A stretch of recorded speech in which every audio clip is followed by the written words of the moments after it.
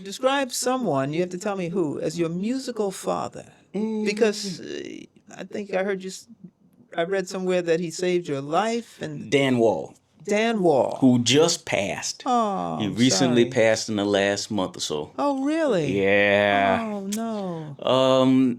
He was my piano teacher, jazz piano teacher at Oberlin. Okay.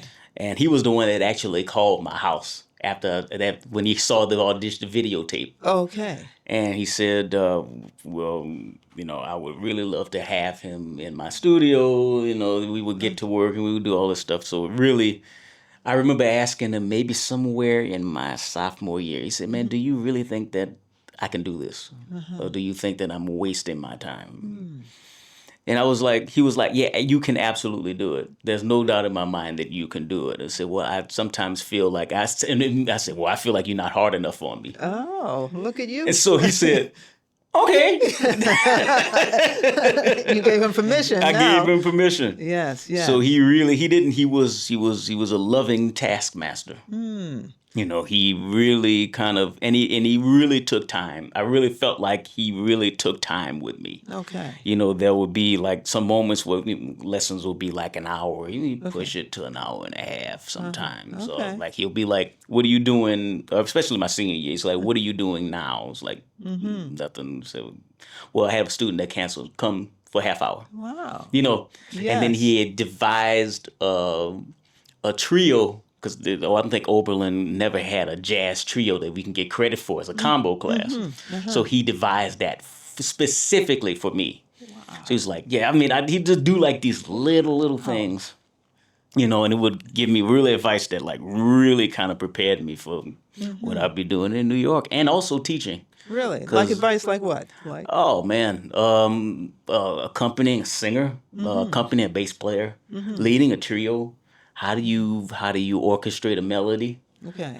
This like jazz 101, like boot camp. Like this is jazz piano. These are the tunes that you have to know when you move to New York, so that when you're playing with anybody, they can call these songs. Okay. And then you know them, and you won't have any problems. Like stuff like that. Really kind of making sure that the bases were covered. Got it. And you described him as a selfless man. Oh, very selfless. I felt like he would give everything that he knew to all of his students. Really? He would just any type of harmonic or rhythmic device or any type of way of looking at a tune or whatever, he would give it freely without question. He was probably the best teacher that I ever had. Is for that sure. Right? One of the best teachers I've ever had. Absolutely. And so when he passed, let's say within the last month, was he still teaching at Oberlin or had he retired? Had retired. He had retired. I see. Yeah. I see. He had retired by then. Wow. And now Luis Perdomo is over at the school. Okay. Have you been back to the school? Do they invite you back on occasion? I've actually was back maybe like a year or two ago. Okay. The teacher actually took a sabbatical, so I replaced him for a sabbatical. Maybe twice I've done that. Okay. And, we got a chance to go, and I was basically living there for like 2 semesters, so just got a chance to hang out with him and just kind of rap with him about different things, health challenges, musical things, all kinds of stuff. Sure. And when you went back as like the teacher, so to speak, I didn't feel like it though. Yeah, I was going to say, was there a different relationship with him then, or no, or even with the school? No. It was a different relationship with the school for sure, and of course, when you leave.